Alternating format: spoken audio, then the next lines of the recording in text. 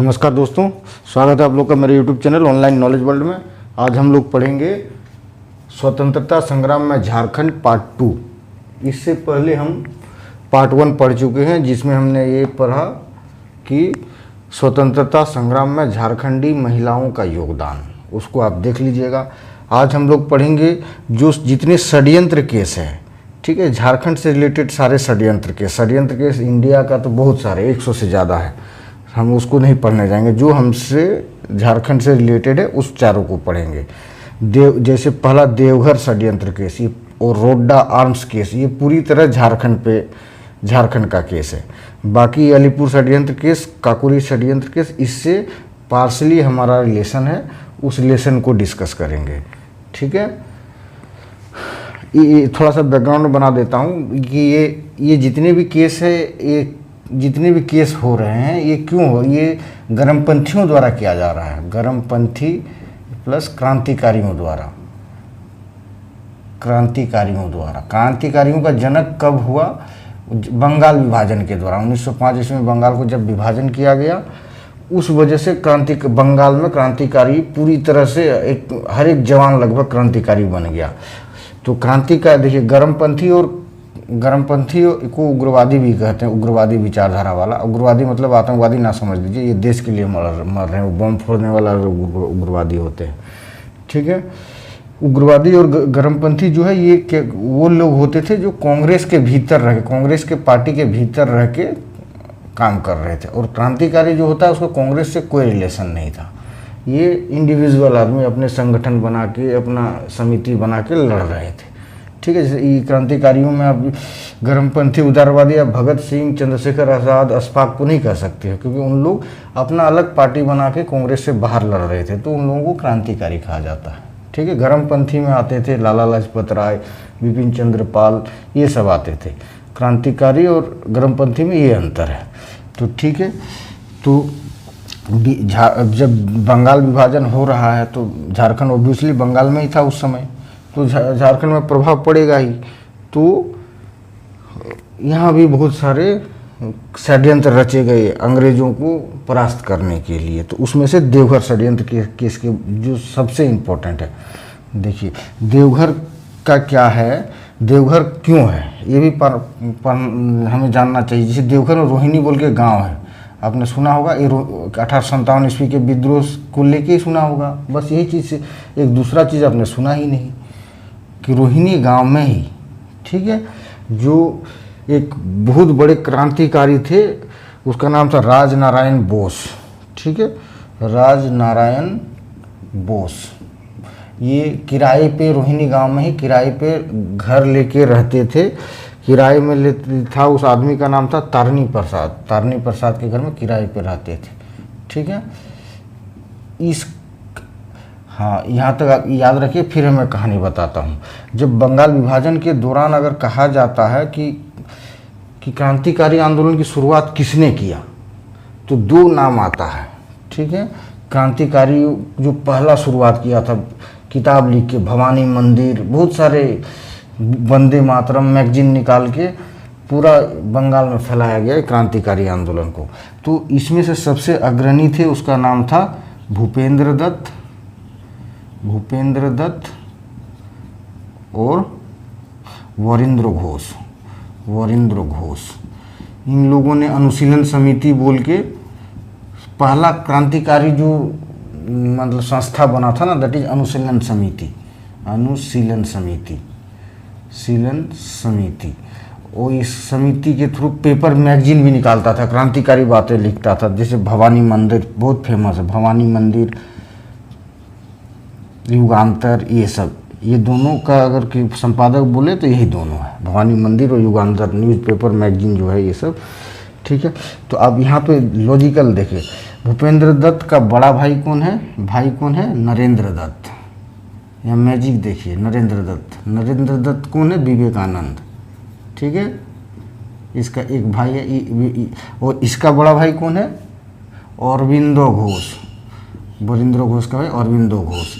ये दोनों का नाम सुने होंगे। दोनों कितना ही साधु संत सन्यासी टाइप का आदमी थे दोनों, नरेंद्र दत्त और अरविंदो घोष। लेकिन उसका छोटका भाई सब देखिए, इन लोग सिर्फ लाठी डंडा और कट्टे से ही जिंदगी गुजारा है। भूपेंद्र दत्त और वरिंद्र घोष जिन मतलब मारपीट का ही बात कर रहा था। वो भाई को देखिए, ये भाई को देखिए, एक ही घर में अलग अलग विचारधारा वाले लोग पैदा हो गए।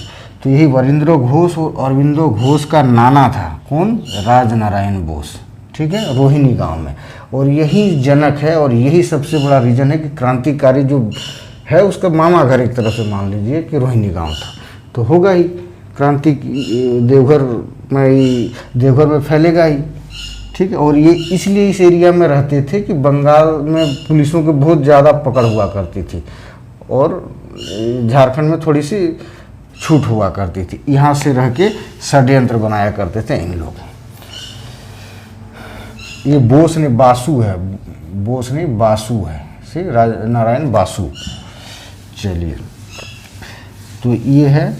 दूसरी बात, एक सिलेरबाड़ी बोल के घर हुआ करता, मकान, सिलेरबाड़ी किराया लेके रहता था। सिलेरबाड़ी मतलब पत्थर का घर, अगर लिटरली मीनिंग जाइएगा तो पत्थर, सिल मतलब पत्थर, लेकिन ऐसे पत्थर का घर था नहीं ये नॉर्मल हम जिस तरह के घर रहते थे उस तरह का बड़ा सा घर है, अभी भी विद्यमान है ये घर देवघर में, ठीक है। सिलेरबाड़ी, यहीं पे बम बनाया जाता था, पिस्तौल बनाया जाता था, कट्टे बनाए जाते थे, षड्यंत्र रचे जाते थे, पर्चे छापे जाते थे और लोगों को आके ट्रेनिंग दिया जाता था।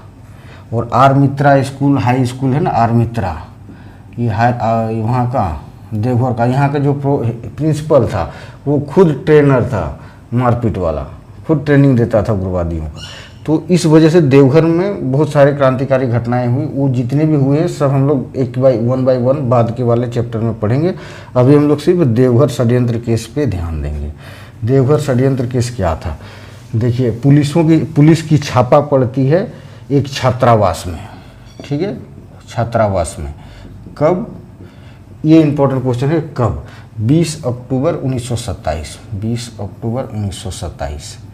इसमें क्या होता है, छात्रावास में जब छापा पड़ता है तो वहाँ के छात्र लोग क्रांतिकारी काम कर रहे थे, बम बारूद ये सब बनाने के काम में ये थे, मैंने काम किया जाता था। वहाँ बम बना के सब बंगाल भेजा जाता, जो रियल बंगाल है, बंगाल तो उसमें झारखंड भी था, कलकत्ता साइड, ढाका साइड, उस एरिया में जहाँ पे बहुत ज़्यादा क्रांतिकारी विचारधाराएँ, बड़े बड़े लीडर क्रांतिकारी काम कर रहे हैं, तो यहाँ पे बनाया जाता था, ठीक है। तो छात्रावास में छापा मिले तो पिस्तौल मिले, कट्टे जिसे कहते हैं, उस समय तो कट्टे ही हुआ करते थे, पिस्तौल, मैगजीन मिले, मैगजीन क्रांतिकारी मैगजीन, ये नहीं देसी विदेशी क्रांतिकारी मैगजीन पढ़ते थे लोग और उससे जोश लेते थे, ये सब चीज़ हुई। प्लस यहाँ पे बम मिले, बहुत कुछ मिले, पर्चे मिले, पर्चे जो बांट के लोगों में बांटा जाता था कि तुम पर्चा, कि भाई आ जाओ लड़ाई के प्रति, अंग्रेजों को मारो भगाओ, पर्चे में डिफरेंट चीज़ें निकलते थे।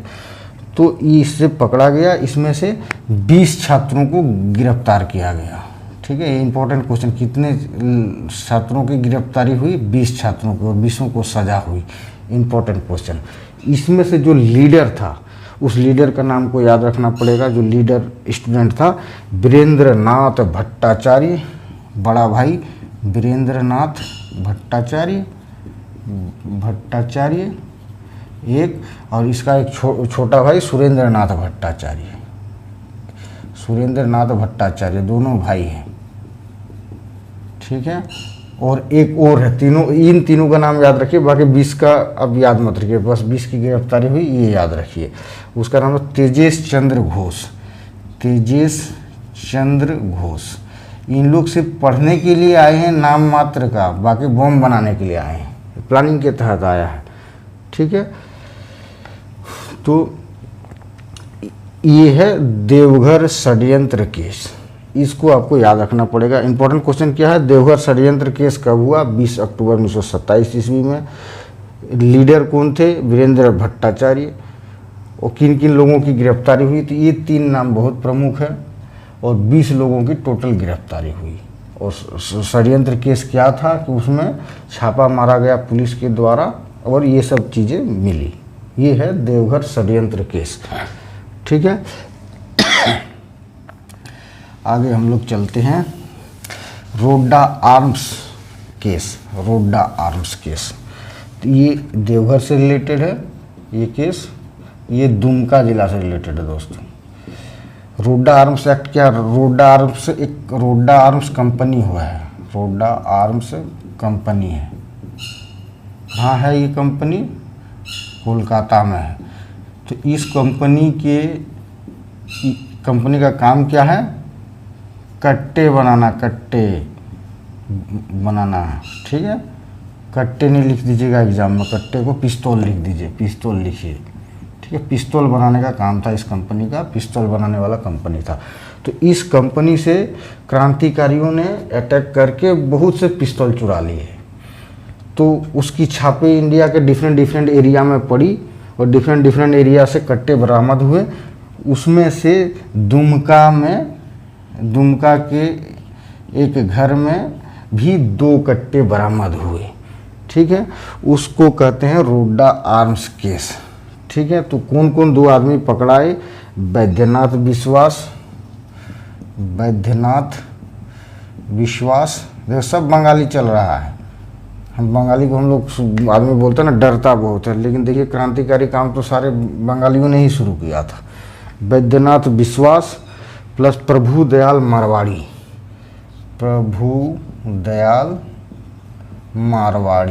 ठीक है। इसी का एक कोड नाम भी, दूसरा नाम भी था हिम्मत सिंह। अब हिम्मत सिंह बोलिए, प्रभुदयाल मारवाड़ी बोलिए, एक ही आदमी था। तो ये दोनों को दुमका से गिरफ्तारी हुई और रोडा आर्म्स कंपनी केस में ये दोनों को सजा हुई। ये आपको याद रखना बहुत ज़रूरी है। इसका पूछेगा समय क्या है, तो समय किसी बुक में मुझे नहीं मिला, लेकिन परिस्थितियाँ, बुक के लिखने की स्टाइल देख के मैं 90% गारंटी दे रहा हूँ कि 1918 में हुआ ये केस, ठीक है। बाकी ये 10% गारंटी नहीं है, ठीक है भाइयों। इसको आप अपने हिसाब से याद करना है या नहीं करना है, आप देख कर लेना, मैं गारंटी नहीं देता। अगला है क्या, तो ये सब याद रखना है। इंपॉर्टेंट क्वेश्चन, रोडा आर्म्स कंपनी का घटनाक्रम याद रखिए। दुमका में हुआ, ये दोनों को गिरफ्तारी हुई और इन दोनों को सजा हुई, ये आपको याद रखना पड़ेगा। अगला केस है अलीपुर षड्यंत्र केस, ठीक है। देखिए अलीपुर षड्यंत्र केस, अलीपुर कोलकाता में एक जगह है, ये मान के चलिए, ठीक है, बंगाल में। तो अलीपुर में क्या हुआ था, क्रांति का 1905 के बाद, मैंने बोला था ना 1905 के बाद से क्रांतिकारी लोगों का जन्म हुआ बंगाल विभाजन के बाद। तो अलीपुर षड्यंत्र केस 1908 में हुआ, ठीक है। और मैंने बोला था इसका जनक कौन था, वरिंद्र घोष और भूपेंद्र दत्त। अरविंदो घोष का छोटा भाई और नरेंद्र दत्त का छोटा भाई ने शुरुआत किया था किसको, अनुशीलन समिति, ठीक है। इस अनुशीलन समिति का एक और फेमस पी मित्रा बोल के एक और क्रांतिकारी था, ठीक है। ये भी बहुत योगदान था अनुशीलन समिति बनाने के लिए। इसके जो आदर्श वाक्य था, खून का बदला खून, अनुशीलन समिति के, अंग्रेजों को मारो। और ये किस तरह से, मतलब बम बारूद ये सब बनाने का सारे काम करवाता था, डिफरेंट एरिया से बम बनाता था और लाके कोलकाता, ढाका, जो बड़े बड़े शहरों में, वहाँ से अंग्रेजों के खिलाफ यूज करता था। ये अनुशीलन समिति। दूसरा तरीका था न्यूज़पेपर छापना, जो कहते हैं ना क्रांतिकारी आंदोलन का जनक युगांतर और भवानी मंदिर, इस पेपर को ही जनक माना जाता है। तो यही अनुशीलन समिति ही निकालता था, भूपेंद्र दत्त और वरिंद्र घोष। और वरिंद्र घोष और अरविंदो घोष का मामा घर कहाँ है, उसका नाना जी कहाँ रहते हैं, रोहिणी गांव देवघर में, ठीक है। तो झारखंड से रिश्ता रहेगा ही। तो अलीपुर षड्यंत्र केस के दौरान क्या हुआ, अनुशीलन समिति के ये मिला, क्या बोलता, अवैध हथियार मिले, ठीक है, अवैध हथियार, ठीक है, बहुत अवैध हथियार मिले, एकदम भर के ट्रक मिले। इसका आरोप आया अनुशीलन समिति पे। और अनुशीलन समिति में कौन है, वरिंद्र घोष है, अरविंदो का भाई है वरिंद्र घोष, ठीक है, और अरविंदो घोष, इन दोनों के ऊपर आरोप आया। बहुत आदमी के आरोप आया था, लेकिन जिससे हमें रिश्ता है उसी के बारे में पढ़ेंगे। भूपेंद्र दत्त के भी ऊपर आया, पूरा अनुशीलन समिति पे आया, लेकिन वरिंद्र घोष और अरविंदो घोष पे इसका इल्ज़ाम आया। तो ये दोनों को 1908 में ही गिरफ्तार कर लिया गया। लेकिन छापा कहाँ पे पड़ा इसका, छापा पड़ा कहाँ पे, रोहिणी में, जहाँ इसका नाना जी रह रहे हैं, रोहिणी में। और रोहिणी में ही सबूत बहुत मिले उसके, ठीक है, क्योंकि ये प्लानिंग बनाया था वहीं पे बैठ के, रोहिणी गांव में ही सारे प्लानिंग होता था उन लोगों का। तो ये रिश्ता है इससे, अलीपुर षड्यंत्र केस से क्या रिश्ता है, रोहिणी गांव से रिश्ता है, ठीक है। और वरिंद्र घोष और अरविंदो घोष जो गिरफ्तार हुए थे, इसके मास्टरमाइंड थे, तो उन लोगों ने प्लान बनाया था यहाँ से। बस ये रिश्ता है अलीपुर षड्यंत्र केस का झारखंड से, ये आपको याद रखिए। अब आता है काकोरी षड्यंत्र केस। इसको कौन नहीं जानता है, काकोरी नाम की जगह पे भगत सिंह तो नहीं था उसमें, बाकी क्या बोलता है, ब्रह्म प्रसाद बिस्मिल, अशफाक उल्ला खां, चंद्रशेखर आज़ाद, बहुत से जिसके जिसके नाम जानते होंगे ना, वो क्रांतिकारी सब इसमें शामिल था। भगत सिंह में शामिल था, ये याद रखिए, काकोरी में। तो ये काकोरी में जो ट्रेन को लूटा था, ट्रेन को कब लूटा, 9 अगस्त 1925, 9 अगस्त 1925 को काकोरी षड्यंत्र केस। तो उसके ऊपर, उसी को कहते हैं काकोरी षड्यंत्र केस। चलती हुई गाड़ी को रोका, उससे पैसा कौड़ी जितना था सब लूटा, हथियार लूटा। तो इस काकोरी षड्यंत्र केस में बहुत सारे लोग फंसे हुए थे। उसमें से 3 बंदे ने झारखंड में शरण लिया था, दैट इज वीर बहादुर अशफाक, अशफाक बताओ, अशफाक उल्ला खां, ये भी बहुत बड़े बहादुर थे। अशफाक उल्ला खां, प्रफुल्ल चंद्र घोष, प्रफुल्ल चंद्र घोष, ये भी वीर ही होगा, हम लोग नाम नहीं जानते हैं, मगर जब इस सब घटने में अगर नाम आ गया तो बहुत ही बड़े, बहुत ही बहादुर होंगे। उसके बाद ज्योति पंत राय, ज्योति पंत राय। तो ये 3 आदमी जो थे काकोरी केस से रिलेटेड, जिसके ऊपर मुकदमा चल रहा था, इन लोग जब हम पुलिस पकड़ना चाहते थे तो अपने आप को सेव करने के लिए झारखंड के डिफरेंट एरिया का यूज किया था अपने आप को छुपाने के लिए। ये रिलेशन है झारखंड में ये काकोरी षड्यंत्र केस का, ठीक है दोस्तों। सिंपली धीरे धीरे हम लोग आगे बढ़ते हैं, क्योंकि बहुत टिपिकल है, एक ही साथ अगर सब पढ़ा दूंगा तो सब जलेबी टाइप का आगे पीछे हो जाएगा, इसीलिए धीरे करके हम लोग क्लियर करते हैं, ठीक है। ये चारों षड्यंत्र केस को आप लोग पढ़ लीजिए। Thank you.